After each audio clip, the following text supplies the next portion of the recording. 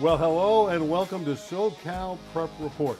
My name is Randy Roosevelt. SB Live's Tarek Vital is with me as well. Of course, it's championship week in prep basketball in SoCal, and we have a great show for you. Steve Singleton, the head coach, Roosevelt of Eastvale, has a huge game, the Open Division title in the Southern Section tomorrow night against Harvard Westlake. Steve will be here to talk about it. But Tarek, let's start in the city section. Kind of crazy there. We had a Laces Chatsworth game that wasn't to be believed. Yeah, no, I think it was the epitome of parity, right? We all didn't know who would win the City Open, and you got an 8 seed in the final against King Drew. Last week I did pick the correct winners. I was wrong on a couple Southern Section winners. We won't talk about that. But Laces being the number 8 seed, the bottom seed in the final is extraordinary. And the way they won the game, which we have video of, is even more extraordinary. Go ahead, Randy. Well, it's Ryan Connor. He hits the 3 to win it, but he hit a 3 previously to tie it a couple seconds earlier. Chatsworth threw the ball away, and then Ryan hit another one. What a golden moment. A moment that he'll remember for the rest of his life. I want to say it was 6 points in less than 6 seconds. 4 seconds. Something like that. Yeah. So, yeah, he hits the 3 from the top of the key. It's a tie game. Chatsworth throws the ball away. He just steps back and hits this 3 to win the game, and they're going to be in the Open final. That's going to be on Saturday night at Pasadena City College. And they're going to play King Drew, which knocked off Birmingham. I really like Birmingham and Nick Halleck's team, but King Drew comes through 62-56. This did not surprise you. No, it didn't. It's the man-to-man defense. I just think at the end of the day, when you're in tight games and you have foundation that allows you to stop the other team from scoring or getting in a rhythm, you got a better chance to win those tight games, and King Drew did that. Of course, it's Laces and King Drew, and Tarek just previewed it for you. Should be a terrific game Saturday. All right, City Division I basketball. Number 1 Washington Prep. Not a surprise. They advanced. Fairfax has been coming on recently. This is an impressive win for Washington Prep because they held off the Lions. I think when we look at the city section as of late, especially this year, it's nice to see different teams in the finals. Grant, I believe, is the 3-time or 2-time defending Division I champion. We all thought they'd get there again or maybe get in the Open, and things have changed. So it's nice to see different teams in finals. Of course, they're going to play San Pedro. The Pirates knocking off Crenshaw 70-63. I got to tell you, the coach there, John Bobich, he's at San Pedro for the Pirates, been there a long time, does a great job. So that sets up Washington Prep, San Pedro, Friday night, tomorrow night at El Camino College. Again, San Pedro, a team we're not really used to seeing in a CIF City final at that level. So good for them, good for the program. Moving up, Division I championship is about to be played. Southern section, we'll start with D1. I love this division. Windward getting by Damien. This is a tremendous performance. Gavin Hightower, the great star of Windward, on the road gets a win at Damien. I did not think Windward would win this game. Gavin Hightower had to hit a buzzer beater to beat Los Alamitos at home. I'm thinking they're too tight victories earlier on in the postseason were at home. Now they got to go on the road, and after an emotional win, no chance they're going to win it, and they do. And it just goes to show you, Gavin Hightower, DJ Gay, the coach, he's got those guys locked in. All their best players are juniors, so they're on their way. Yeah, Gavin Hightower is a junior, and he's just a tremendous player, already a 3-year starter, but he just finds a way to get his team into victory lane. They'll be playing Notre Dame Sherman Oaks, the top-ranked team in D1. They get by Redondo Union. This wasn't a surprise. And you set this up last week. You said Redondo Union, their style plays right into Notre Dame's game. I actually think if Etiwanda might have edged out and beaten Redondo Union, the Notre Dame-Etiwanda game, to me, would have been a little bit more interesting. I think Notre Dame, the better team, but Etiwanda, again, just like I said about King Drew, they got that defense, and that can really help things out when you're trying to win a tight game. So when it comes to Notre Dame and Windward, I would give the edge to the Knights. I just think they're kind of that open division elk of a team playing down in Division I. I think that's gonna matter in that final, especially when you got Mercy Miller. Yeah, Mercy Miller, they're also the reigning state champions Correct. in that division, so you really got to like the guys from Sherman Oaks' chances in that one. All right, let's check out the top bracket, the open division. Pool play, Harvard Westlake closed out their bracket going 3-0. knocking off St. John Bosco easily. Harvard Westlake, the Wolverines, their defense has been amazing, allowing 78 points total in their last 2 games. You know, when I was at that game last week, my game story revolved around actually them having a rough week in the middle of January. If you remember, they went to the Hoop Hall Classic on a Monday. They came home. They played Notre Dame on a Wednesday. They lost. They played Sierra Canyon on a Friday. They lost. And since that week, they have not lost a game. So they are a well-oiled machine, and they know their identity. It makes them very, very difficult to beat. Here's a shot by Robert Hinton, who's going to Harvard, just one of their top players, along, of course, with All-American Trent Perry. Yeah, Robert Hinton has gotten stronger and faster in his senior year. Said he worked out tremendously throughout the offseason and came in the best shape of his young career. And like you said, he's going to Harvard, a very bright young man. All right, the other game we want to talk about before we get to Coach Steve Singleton of Roosevelt Eastvale, well, let's talk about his Mustang team. They knock off Mater Dei to complete their pool 3-0 and set up the championship match tomorrow with Harvard Westlake. Wasn't easy, but Roosevelt really didn't have a lot to play for here. Correct. I mean, just the way I know they would never do so, but just the way things panned out, they could have sat home and rested. It wouldn't have mattered. They had already punched their ticket to the final. But this is one program. Looking forward to talking with Coach. But one program I've seen all year long. I was there when they lost to J. Sarah early at Redondo Union. I was there at the Damien Classic when they beat St. John Bosco. I saw them lose a tough one to Centennial. I saw them come back and beat Centennial. I've seen this team grow over the year, and Friday night, that Open Division final is going to be a lot of fun. Well, it's time to bring in the coach, Steve Singleton, who's had such a banner year. He's won 2 state championships in his great coaching career. So, Coach, how did you play that last game in pool play? Now we brought it up, the Mater Dei game. You already had the pool 1. You were going to the championship game, so it was almost like an exhibition game. So your philosophy going into Mater Dei, what was that philosophy? Really was to go in there and look to win the game. You know, we didn't want to go into the championship on a loss. And, you know, you had Mater Dei coming into our house, you know, to try to knock us off. And so when you go against a Gary McKnight team and the history that Mater Dei has, you know, to get a chance to play them and beat them on your home court, we wanted to do that. So we went in there with just going in there and let's go win the game. All right, Coach, how do you crack the code tomorrow night? We just mentioned Harvard Westlake and their great defense, allowing just 38 to Sierra Canyon, 40 to St. John Bosco. How do you score against the Wolverines tomorrow night? Well, I think you got to take good shots. You know, you got to attack and you got to try to get into the paint. And then, you know, from the paint, you know, if you have layups, you try to kick it out to open guys. And so we really just got to be patient. We got to execute, and we just got to be able to knock down shots. Coach, it's been an interesting year for Roosevelt. If you kind of go 30,000 feet up, everyone knew you were talented. Braden Burries, Isaac Williamson, Miles Walker. I mean, the list goes on of guys you got.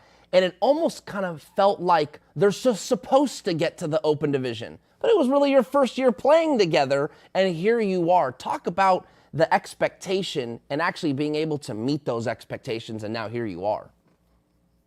Well, I think it all started in the summer, you know, and playing in the Section 7 and a lot of other games that we played in to really start gelling and getting these guys used to playing with each other. And so, but we knew we had a talented group, and we needed to make sure that we went in there and competed every game and got these guys better. But, you know, we scheduled a pretty tough schedule, you know, played a lot of tough teams just to prepare ourselves for the next level, or for the playoffs, excuse me. And so, you know, that's what we did. And we just kept working every day, and these guys kept getting better and better as the season went on. Speaking of your schedule, Corona Centennial's been the big guy on the block in your league for many, many years. They had a 70-game winning streak in the Big 8. You knock them off. What was it like to finally, and I know you were the last team to beat them, but you win 70 in a row and you're a Corona Centennial team, you got to have confidence. What was it like to finally knock off the bully? It felt great. You know, I know our boys were ready for that, especially like Darnell Slater, who's a 4-year varsity guy who never had a chance to beat them yet. And so I know how hungry he was and locked in he was to beat them. And it was just a great feeling. I felt like going in, we were probably the better team. They beat us at their place, you know what I mean, by 4. And I don't feel like we played that great of a game that night. But Centennial's a great team, well coached by Coach Giles. But we knew going into the second time we saw them that we were going to have a great chance to knock them off and win that game. Want to talk a little bit about your team, Coach? Obviously, like I mentioned, Braden Burries, that's who everyone talks about. What do you like about Braden Burries? One, I love that he's a competitor, and he comes in to practice every day, competes, works hard, works on his game constantly to become, be the best player that he can be. But I love the fact that he can do a lot of different things on the court, not just, scoring wise, he score at all different levels, but he puts a lot of pressure on defenses by getting to the basket and getting to his spots and getting fouled. And so he just does everything we need him to do on the court, and he's a great leader also. Trent Perry's an all-star, and he's all-state point guard for Harvard-Westlake. He's really the guy that runs the show for the Wolverines. I know you got Isaac Williamson, who's a terrific defender on the outside. Is he going to guard him one-on-one? Are you going to try to do some extra things to try to slow down Perry, who really runs the show for Dave Rabibo's team? Perry does a great job. I mean, watching film, he gets up and down the court. He pushes their pace a lot and finds a lot of open guys, and then kind of, picks his spots where he needs to score and do his thing too. So, we're definitely going to put our best defenders on him. And we got a couple guys who can play some defense and slow guys down like we've done in the playoffs and over the season. And so, you just can't have one guy on them. You have to play some team defense and to slow these guys down. So that's what we plan on doing, but our best defenders will be on him. Coach, just tell us your game plan for tomorrow night. No, I'm kidding. Okay. Last one for me, Coach. Hey, you've won 2 state titles. You've coached a long time. You've coached in big games. I don't know if you got a little bit of a general thing you like to get these guys ramped up with, but what's the message before the big game for these guys? Tell them, don't be afraid to be great. Go out there and play hard, play together, but don't be afraid to be great. Great players step up in big time moments, and so they need to go out there and do what we've been doing all season.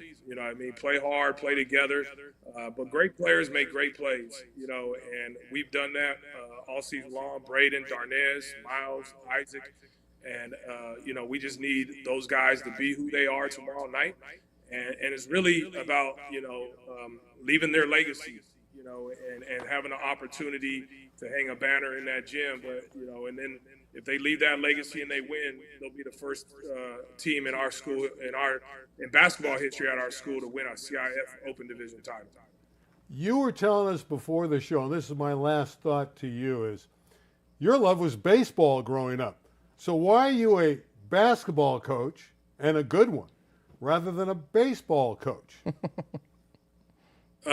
Really, when I got to high school, a lot of my friends played basketball, and baseball, growing up, you need more people to play. In basketball, you could be one-on-one with a friend, and a lot of my friends, they would be playing all the time after school, and then just, I just gravitated towards it. It was a lot fast paced and a lot of fun, and baseball, sometimes can be boring, and so I gravitated to basketball with a lot of my friends, and that's where it went.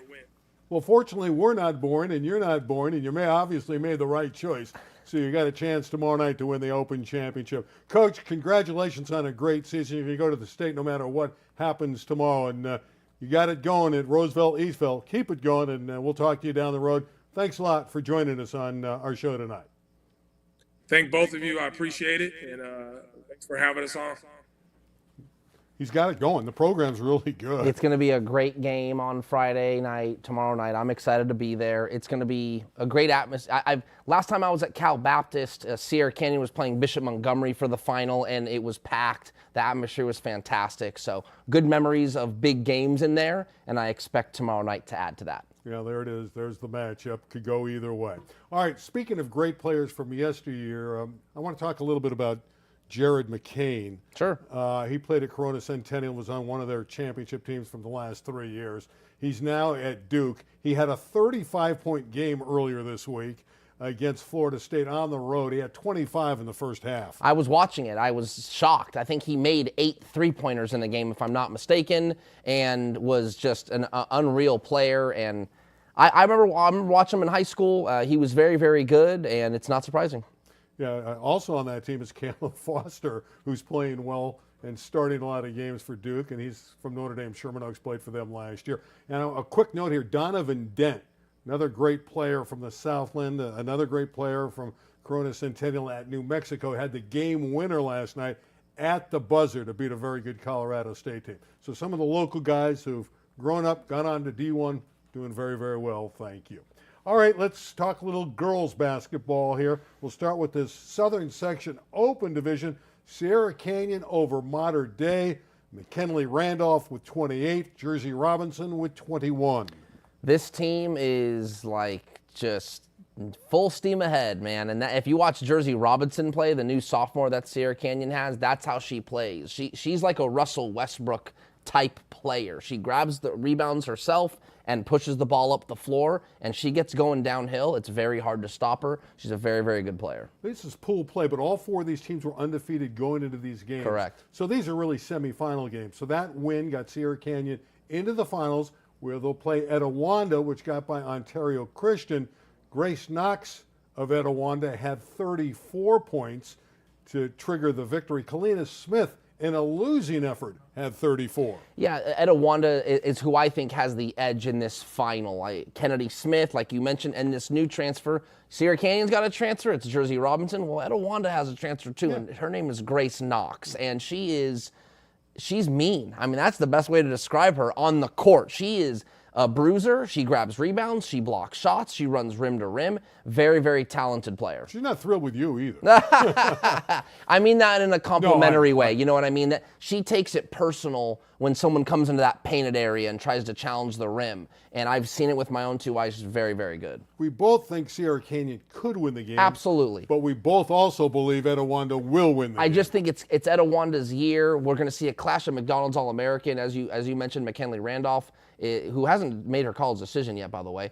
She's a McDonald's All-American, and Kennedy Smith going to SC McDonald's All-American. So it'll be a fun, great game at 6 o'clock, and then, hey, the boys tip off at 8 o'clock. Right, Southern Section Girls D1, Brentwood over Orange Lutheran. Good ball game here, 76-65, and they're going to take on, let's see, who are they going to play? Corona Santiago will play Brentwood after beating Harvard Westlake 48-42. I know you're very familiar with the Harvard Westlake coach. Yeah, I can't say I've seen Santiago or Brentwood girls play this year, but look, two tremendous programs. Most of the time when the D1 finalists make it, it's because they were on the Open Division bubble watch all year long. So these are Open Division level teams that just didn't quite make the cut. And so now they're playing high-level basketball. I gave you a throw to talk about Melissa Hurley. Yeah, no, that's okay. Well, they lost. I gotta give shine to the finalists. Yeah, but Hurley, he's had a great career at Harvard Westlake as the head coach. Second winningest girls basketball coach in California state history. To Kevin Kiernan of Mater Dei. You got it. Hey, you and I are getting this right, huh? Okay. Let's go ahead and talk about the city. Birmingham's girls got a nice performance from Zoe Mitchell, 15 points, 9 rebounds. You see the score. Getting by King Drew, and they're going to take on Westchester. These teams hooked up a year ago. Westchester over Hamilton from the same league, 66-58 in that one for Westchester. So it's Birmingham, Westchester in the open title in the city section. Yeah, that game will be at Pasadena City on Saturday. I plan on being there. The girls will play at 4, and the boys will play at 6 o'clock. Nice little doubleheader, if I'm not mistaken. Randy will be joining me for that, for those 2 games. So we'll have a good time. And I think Westchester, I'm going to give the edge here to Westchester. Mariah Blake is probably the city player of the year. So I'm going to give the edge to the team that's got the best player. Yeah, Mariah Blake averages 23 a game, and she is the best player in the city. But Birmingham is balanced. Sure. 3 or 4 players that average in double figures, they have a shot. That's going to be a great game. All right, last week at the end of the show, Tarek was ribbing me. You know how we go off the air and we're getting on each other's nerves? he brought up who's the GOAT, Mahomes, Brady, who's the GOAT? So it got me thinking, let's get some GOATs in high school basketball since we're near the end of the basketball season. So let's start with some CIF Southern Section candidates. Here's some names for you. Russell Westbrook, Lou Zinger, James Harden, Artesia, Klay Thompson, Santa Margarita, DeMar DeRozan, Compton, Tracy Murray from Glendora, and Kawhi Leonard from King out in Riverside. By the way, Tracy Murray, get this, averaged 44 a game at Glendora. Fred Robledo from the San Gabriel Valley Tribune said that Tracy Murray, when he was, I believe it was a senior year, he was scoring so many points.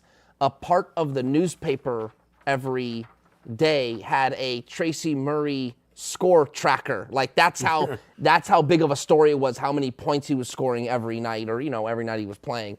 I think that's pretty tremendous. We haven't had something quite like that out here. I don't know, maybe Jason Crow Jr., but he's doing it at a different level. 35 a game, not 44. Correct. Still pretty high, but that's a good point. So, yeah, and that list is not a bad list, but obviously there's so many more players that have played. That's kind of a little bit more of a modern list, guys that are still playing in the NBA. All right, let me give you my city list now. Okay. Again, we're just throwing out some names here, and I think GOAT is ridiculous. I don't think there's a GOAT in any sport. But here it is, starting with Gail Goodrich from Poly High School, Sun Valley, went on to UCLA, played for the Lakers, helped them win the world title.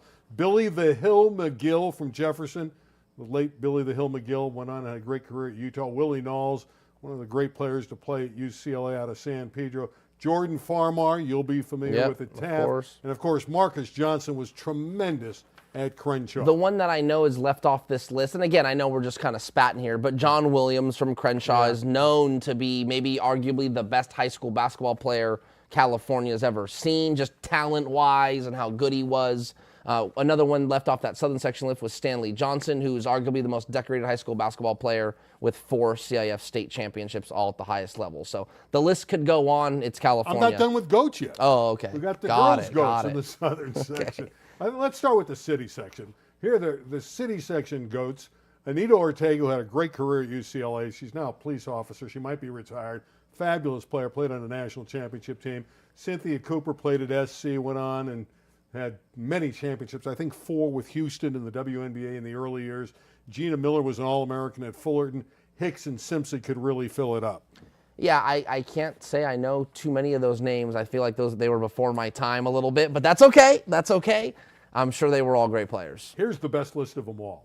The Southern Section girls. This Look list. This is a list. Yeah, this list. And I would say, as great as Juju is, and I got to cover her, so I'm a little biased, but I would say Cheryl Miller is probably the best player on that list. And speaking of the list, Ann Myers Drysdale's not bad either. I'm not saying that they're. How about Lisa Of course, Leslie? and Diana Taurasi. I mean, that is a star-studded cast, but I'm just saying I think Cheryl Miller was probably. I'll take Cheryl Miller. You know what I'm saying? Just in regards to what she accomplished. Lisa Leslie and Cheryl Miller had 100-point games in high school. Unbelievable. We talk about Wilt in the NBA, but Cheryl and Lisa scored over 100 in games. Talking about Melissa Herlihy, she tells a story about how Cheryl Miller, after winning a CIF championship, if not mistaken, jumped up at the pyramid in Long Beach State where the final was, I think that's what she said, and grabbed the rim and pulled herself up on the rim and sat on it so that the media could take a photo of her. I thought that's pretty cool, and I don't know of many ladies that could do that. So pretty impressive athlete was Cheryl Miller. Very cool indeed. Great player, great shooter for USC in her heyday, Cheryl Miller. Water polo, LA City section, Open Championship. Palisades wins its 3rd crown. Shocker. Over Birmingham. He's not surprised. 14-11. They played well. They win it. Palisades is great. I was being a little sports. facetious. Like Palisades, Birmingham, those charter schools tend to dominate those sports like golf, tennis, water polo. Jocelyn Cruz, 6 goals for Birmingham, but it wasn't enough for the Patriots. All right, Division 1, it was Eagle Rock 13, Venice 11. Eagle Rock is really good in water polo. They won the D1 title. That's their 7th championship for the Eagles. They had 2 players who scored 6 goals. So credit to the Eagles. Southern section, D1 water polo final. Corona Del Mar 12, J. Sarah 11. Very good game there. And the big one in the open division, Orange Lutheran 12, Modern Day 4, back-to-back titles for Old Lou. Yeah, I believe are they 30-0, 31-0? The last I saw, they were 28-0. Yeah, so they might have finished 29-0 on the season or They're something still going, like that. though. And they still have the state playoffs. But Brenda Villa is a great coach, 4-time Olympian. So really, really good coach. Speaking of Brenda Villa, we'll tee it up. Tarek was able to sit down and interview her, and here's a little bit about Brenda's background, which is 4 Olympic performances. Let's hear from Brenda Villa, the Olu water polo coach. You can't bury the lead here. You competed in 4 Olympics, 2000 in Sydney, 2004 was in Greece, 2008 in Beijing, and 2012 in London. I mean, we can't go forever, but if you could, in a nutshell, competing in the Olympics, that is quite the accomplishment. What was that like? Anything you could imagine and more. Especially, I was at the first one ever for women's water polo. So, like I mentioned earlier, I played on the boys water polo team. So I've been around and been the first of a lot of things. So to be able to be back in coaching in the southern section and giving back to it, I think is great. And that's why I continue to coach. I have to ask, of the 4 you competed in, was there a favorite? London and Sydney. I have like fond memories in and out of the pool, and I don't know if it's like a language thing. It was just easier to navigate. Of course, I went silver, bronze, silver, gold, so it'd be easy to say that London was my favorite, but I think being a part of history and the first one ever, there's something that like no one else besides those, however athletes were there, will ever be able to say that.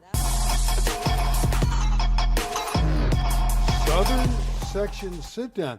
You're sitting down with the big people, aren't you? You know, I mean, that's an Olympian. Okay, not only is she an Olympian, and this is, I'll take full blame for this. And the interview went great. Our engineer Larry could vouch for it. It went fantastic. I'm doing some more research after the interview, which is kind of stupid. We probably should have done it before. I'm reading up on her. Brenda Villa is the most decorated women's water polo player in the world. And she was on the show, so that was pretty cool. I think I'm going to leave. No, it's just the truth. I don't have the credentials to be on this set with Tarek. I was like, wow, she's quite accomplished. Speaking of wow, I was disappointed last week we didn't have a top 10 for basketball because it's the postseason and Tarek discarded it.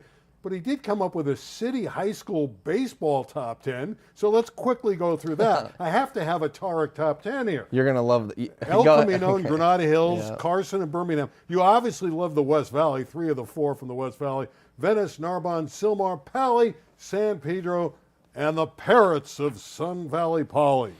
Well, you're going to laugh because since I made that ranking, El Camino Real is lost. Yeah, that happened to you every week in basketball. Yeah, so every time there was a number 1 team in hoops, they would lose. It's like a curse. Shouldn't Cleveland be in there? So ECR, they're on the bubble. They're on the bubble. They won today. There was a lot of rain this past week, so a lot of games got played today. But ECR was in the Easton final and lost to Westlake, who's very, very good, by the way. But those are. Listen, it's early in the year, so those are all kind of interchangeable. But those are the correct 10. I will say that. Where they line up, you could argue. So if Granada goes to number 1 next week, we know they're going to lose. There you go. We'll just kind of file them up, and then they'll drop back down. It's Tarek's jinx. Yeah. Quickly, soccer city finals this weekend. Both El Camino boys and girls are in the final. The boys against Birmingham, which is always a traditional rivalry, and the girls against Cleveland. Great tribute to ECR to get into both finals. Sure. Eric Choi, I think I want to say he's won something crazy like 16 or 13 city titles, something crazy like that in his tenure there at ECR in girls soccer. It's no surprise they're in the final again. I am excited because Tarek and I are going to go together finally to an event this weekend. We're going to the 2 open division games in the LA City section, Pasadena City College. I'm just Laces a saint. King Drew. I'm a saint. That's what it is. Dealing with you twice in 1 week. Birmingham and Westchester. You're driving. We're starting the banter early. We got 2 minutes left of the show. No, we don't. I got about 40 seconds left here. What are you talking about? You're looking at your clock slow. Oh, is it? Yeah, it really is. Wow, it is. I know. Okay. See, we try to keep you off balance. Got it, man. I thought we had a minute and a half. In the final, real quickly. Was it 2 double yeah, A? 2 double A. He's got 4 city titles and 4 Southern. St. Anthony. Yes, St. Anthony. 4 city titles already. He's got 4 Southern section titles, so he could have his 5th He could have 9 CIF championships if they win, I believe, Friday night at 8 o'clock. They play at Azusa Pacific. And didn't you have him on Southern Section? I did. I asked him who his most impressive high school player is. Hey, Harvey, who was, all this year? And he said Paul Pierce. Pretty cool. Yeah. Well, that ends the show. Paul Pierce could have been on your GOAT list. He should have been on the pretty GOAT good. list. Yeah, Inglewood, Kansas. Guy can play a little bit, huh? Led the Celtics to a championship. Anything is possible, as they say. For Tarek Fatal, who's my GOAT, I'm Randy Roosevelt. We'll see you next Friday. How flattering. No, it's going to be next Thursday, I guess. We'll do it next Thursday right here on SoCal Prep Report. Good night, everyone. He's got me out of sorts. Pasadena City. I've got, according to this clock, we still have 30 seconds. Your clock's off. That is kind of crazy. That's a bad clock you got over there. Yeah, that is. I'm going to have to talk to someone about that. Horrible clock.